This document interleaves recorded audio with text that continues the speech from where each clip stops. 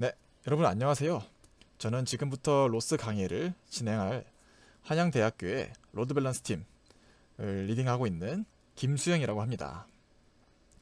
네, 지금부터 로스 강의를 진행해 볼 것인데요. 로스에 대해서 알고 오신 분도 있을 것이고, 로스가 요즘 핫하다던데 뭔지 한번 체험해 보고 싶다라는 그런 생각에서 들어오신 분도 있을 것 같습니다.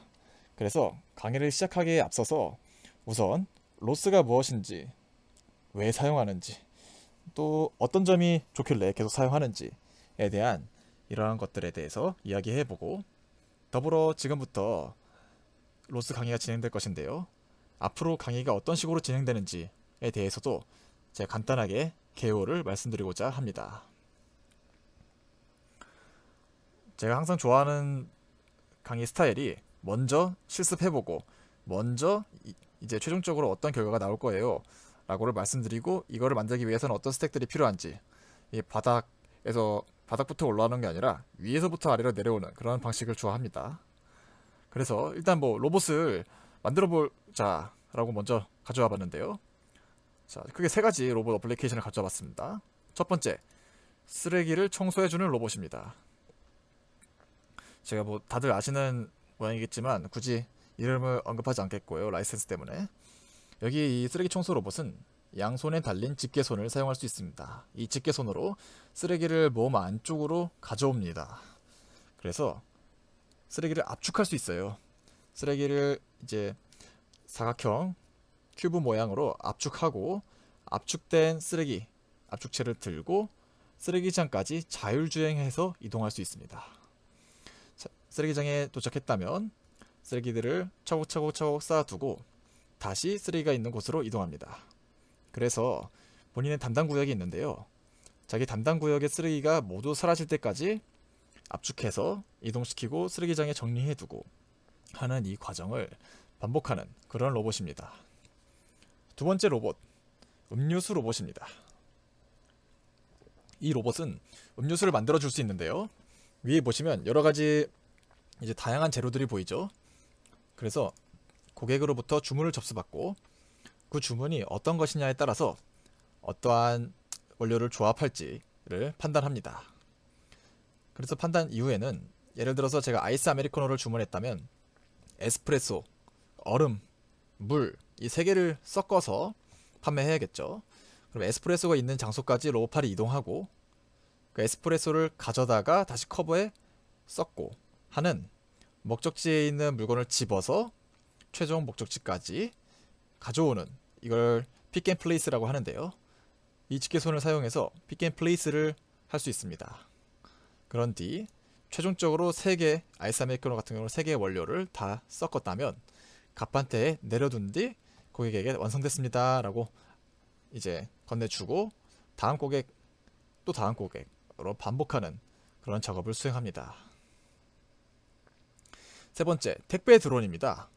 요즘 이제 택배나 음식 배달 같은 게 많이 수요가 급증하고 있죠. 택배 드론인데, 그래서 이 드론은 물류창고에서부터 택배를 들고서 목적지까지 날아갑니다. 이 날아가면서 건물을 피한다든지 날아다니는 새를 피한다든지 하는 식으로 자율주행을 해야겠죠. 목적지까지 다 도착했다 라고 한다면 해당 장소에 물건을 내려놓고 다시 물류창고로 자율주행해서 돌아옵니다. 이 과정을 반복해서 수행하는 그런 로봇입니다. 이 세 개의 어플리케이션을 제가 말씀드렸는데, 물론 형태도 다르고 목적도 다른 다양한 이런 로봇입니다. 그런데 이들의 공통점이 있습니다. 혹시 발견하셨을지 모르겠는데요. 단순히 여기 글자를 보면은 이제 반복한다는 거, 뭔가를 반복한다는 공통점이 있기도 하고요. 그렇지만 제가 여기서 이야기하고자 하는 속성은 로봇들이 공통적으로 가진 3가지 속성이 있습니다. 첫 번째 인지, 두 번째 판단, 세 번째 구동이라고 볼 수 있는데요. 이 인지란 센서라고 보시면 될 것 같습니다. 가장 대표적인 카메라, 이미지 센서에 대응하는, 우리 사람에게는 눈에 대응하는 그런 센서가 있겠죠. 이 드론이 자율주행하기 위해서는 전방에 건물이 있는지 없는지 카메라를 통해 봐야 할 것이고, 이 로봇팔 또한 얼음을 가져와야 되는데 얼음이 어디인지 살피기 위해서 뭐 카메라라든지 뭐 온도 센서라든지 이런 것을 통해 인지를 해야 할 것입니다. 쓰레기 청소 로봇 또한 마찬가지죠. 길 가다가 중간에 언덕이 있다든지 하는 것을 살펴보고 센싱해서 이제 자율주행을 해야 할 것입니다. 그래서 이 첫 번째 인지는 로봇에서 센서에 해당합니다. 이제 계속 뭐 카메라 위주로 얘기 드렸는데 카메라뿐만이 아니라 드론 같은 경우는 GPS 혹은 내부 IMU 같이 이런 센서들도 필요할 것이고요. 요즘에는 또 많이 쓰이는 게 라이다 센서도 많이 쓰이고 있죠. 그리고 로봇 팔 같은 경우는 지금 자신이 어느 정도 각도로 휘어져 있는지 어느 정도 각도로 구부러져 있는지를 알아내는 그런 각도를 알아내는 그런 센서도 들어있습니다. 로봇 팔에게는 아주 중요한 센서겠죠. 쓰레기 청소 로봇 이게 실제로 이제 있는 로봇이 아니다 보니까 내부에 어떤 센서가 있는지 정확하게는 모르지만 지금 제가 생각해보면 추가적으로 쓰레기를 압축하기 위해서 내부가 꽉 차 있는지를 알아내는 그런 센서가 필요할 것 같네요. 인지가 필요하고 두 번째 판단을 해야 됩니다. 보통 소프트웨어로 많이 하겠죠. 드론 내가 어디까지 가야 하는지 그런 판단을 해야 할 것이고요. 더불어서 이제 가다가 배터리가 도저히 안 될 것 같다 라고 하면은 중간에 가다가 추락하는 것보다는 다시 물류창고로 돌아와야겠다 라는 그런 판단도 스스로 내려야 하겠죠. 다음으로 음료수 로봇. 고객이 아메리카노를 시켰으면 에스프레소, 물, 얼음 3개를 섞어야 된다 라는 판단을 내려야 합니다. 쓰레기 청소 로봇도 마찬가지죠. 담당 구역으로 다시 돌아왔는데 쓰레기가 하나도 없네 라는 판단을 내리고 그러면 옆 구역으로 가서 내 옆 구역 거를 다시 또 치워야지 라는 식으로 그 이후의 행동을 할 수 있을 것입니다. 마지막으로 제일 중요한 액추에이터가 있습니다. 로봇이 하드웨어가 들어가 있죠. 그래서 단순히 드론 시뮬레이터가 아니라 실제 택배 드론이 되기 위해선 실제 하드웨어, 날아다니기 위한 이런 기체가 필요합니다. 지금 같은 경우 택배 드론은 비행체의 형태를 띠고 있고요. 프로펠러를 통해 날 수 있습니다. 다음으로 음료수 로봇은 로봇 팔의 형태를 갖고 있습니다. 쓰레기 청소 로봇은 캐터필러가 달려있고 이런 집게손이 달려있는 로봇 팔도 달려있고 이런 바퀴 캐터필러도 달려있는 이동체 로봇의 형태를 띠고 있죠. 실질적으로 움직여지는 하드웨어와 결부된 그런 액추에이터가 필요합니다. 로봇에는. 그래서 어떠한 로봇을 만들더라도 이 세 가지가 필수적으로 들어가게 되는데요. 위에 세 가지 경우도 마찬가지였죠. 근데 반대로 그럼 드론 택배를 만들거나 음료수 로봇을 만들거나 쓰레기 청소 로봇을 만들고자 하는 사람 입장에서는 이 세 가지를 모두 다 구현해야 된다는 어려움이 있습니다. 그렇기 때문에 로봇이 아주 어렵기도 하고요. 그런데 이제 이 시점에서 제가 로스를 이야기해 드리고자 합니다. 로스에는 수많은 오픈소스 패키지들이 있습니다. 그리고 이 로스 자체가 로봇 오퍼레이팅 시스템의 약자인데요. 앞서 이런 로봇을 개발할 때의 어려움들을 우리만 겪은 것이 아니라 선배 개발자들, 저희보다 앞선 연구자들 모두 경험했을 것입니다. 그래서 이러한 세 가지를 기본적인 기능이 있는 이러한 패키지 형태로 오픈소스로 제공하게 된다면 원하는 기능들을 취합해서 나만의 어플리케이션을 쉽게 만들 수 있지 않을까 라는 이런 생각을 하시게 됐습니다. 사실 이 로스가 처음 등장한 역사를 거슬러 올라가다 보면 연구 목적으로 당연히 만들어졌는데요. 그래서 연구자들끼리 이런 성과를 비교하고 하는 그런 목적도 담고 있었다고 합니다. 그래서 다시 한번 말씀드리면 제가 드론 택배를 만들고 싶을 때 그러면 드론을 제어하는 패키지를 가져오고 또 목적지까지 이동해야 되는데 자율주행하는 패키지를 가져오고 이때 카메라와 GPS를 다뤄야 되는데 그런 카메라를 다루는 패키지를 가져오고 GPS를 다루는 패키지를 가져와서 이들을 모두 엮어서 이 안에 소프트웨어를 입힌다면 그러면 지금 제가 아주 쉽게 말했지만 그러면 택배 드론을 만들 수 있게 되는 거죠. 이때 이런 식으로 처음 구현을 해 두었다가 오픈소스 자율주행 패키지가 별로 이럴 때 성능이 좋지 않네 라고 한다면 이제 거기에서 오픈소스에 기반해서 직접 연구한 결과를 적용하거나 혹은 운영하면서 이러한 부분에 문제점이 있으니까 내가 이렇게 개선해야겠다 라는 부분을 커스터마이징 할 수 있게 되는 것입니다. 로스는 그래서 이런 식으로 개발이 진행되게 되고요. 네, 제가 로스에서 제공되는 강력한 패키지 중 하나인 무브잇이라는 패키지를 가져와 봤습니다. 이 무브잇은 주로 로보파를 가지고 프로젝트를 진행하고자 할 때 사용하는 패키지입니다. 그리고 로스 인더스트리얼이라는 이러한 프로젝트도 있고요. 마찬가지로 실제 산업용 로봇에 적용하기 위해서 로보파를 가지고 산업용으로 로보파를 적용하기 위한 그런 프로젝트입니다. 여기 보시면 그래서 단순 로봇 개발뿐만이 아니라 실제 배포하고 사용자가 사용하는 API 단, 그리고 그 전에 이제 실제 컨트롤하고 CI/CD 하는 이러한 과정들까지 모두 담고 있는 그러한 좋은 그림을 인 것 같아서 제가 가져와 봤습니다. 그래서 로스를 사용했을 때 제가 로스를 사용하지 않는다고 하면 소스 코드를 만들고 또 배포하고 이것을 추적하고 오류를 추적하고 그리고 다른 사람들과 공유하고 함에 있어서 어려움이 많을 것입니다. 근데 로스 생태계에서 이렇게 깃허브라든지 다른 뭐 젠킨스 이런 것들과 깃과도 연동해서 다 같이 공유할 수 있는 그런 것들도 제공하고 있어서 전체 생태계상에서도 이제 여러 편리함을 제공하고 있다는 것을 말씀드리고 싶었습니다. 더불어서 로스에서는 시뮬레이션, 실제 로봇에 적용하기 전에 특히나 이 하드웨어를 다루다 보면 시뮬레이션에서 먼저 소프트웨어, 알고리즘을 검증해 보고 이제 완벽하게 버그를 잡은 다음에 실제 하드웨어로 가곤 합니다. 물론 그렇게 가도 실제 하드웨어에서는 문제가 부지기수로 발생하곤 합니다.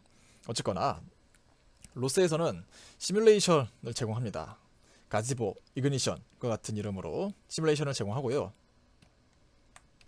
제가 지금 강의를 찍는 이 과정에서 엔비디아에서도 아이삭인가요?